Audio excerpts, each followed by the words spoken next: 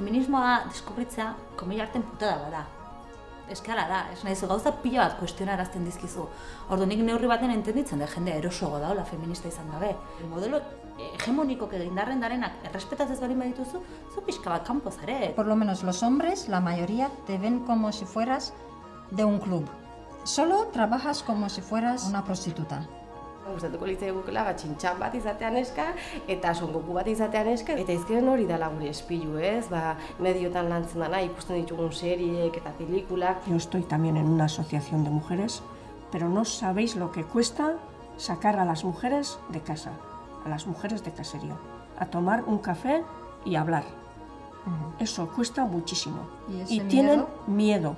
Ni behintzat kontrasan ez bizitzen ari naizen prozesu badala, ez? Alde batetik, nire burue feministatza dauket, badakit zen nolako presio sozialak garen emakumeen ingurun, emakumeen gorputzen ingurun, amatasunan ingurun, baina egia da, nik uste baino gehiago afektatzen ari zaizkitela. Ni batzurekin hitz egiten dut eta esaten dute, baina, jauren berdintasune badago.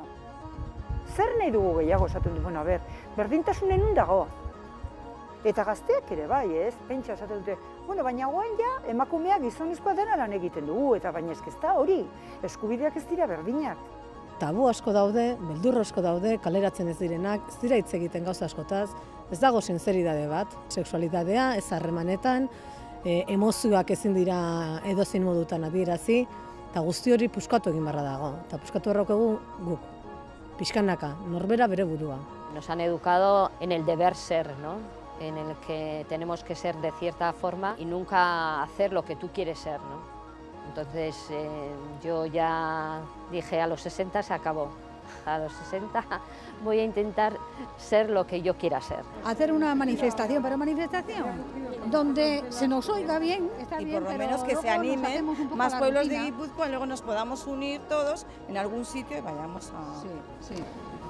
Que parece que solo decimos asociacionismo para identificarnos con cosas negativas que nos ocurren. No. También es una gozada, ¿eh? El juntarnos, el echar unas risas y el aprendernos de reírnos o romper con algún complejo que nos cuesta, ¿eh? Porque luego eso conlleva la autoestima y eso conlleva también la educación en casa y en la calle y tu forma de ser, de estar, de vestir, de ir a trabajar y de ver a la de al lado. Askotan feminismoa ulertzen da matxismoen kontrakoa eta ez dauke zerikusirik bata bestearekin, ez? Emakumeak gaudelako momentu subordinazio egoera baten diskriminazioa salatzen ditu mugimendu bada eta ez dauka zerikusirik endurismoarekin. Hori da. Dela mugimendu bat defendituko lukena emakumeak gizonaren gainetik egon behar dela, ez? Eta askotan feminismo kontzeptuei hain gaizki ulertu da, berez feminista dan jende askok, haien buru ez do feminista bezala ikusten.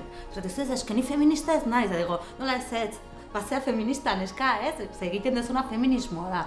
Ze hori da feminismoa, aukera berdintasunen aldarrikapen bat eta borroka bat, hori bakar. Hori da.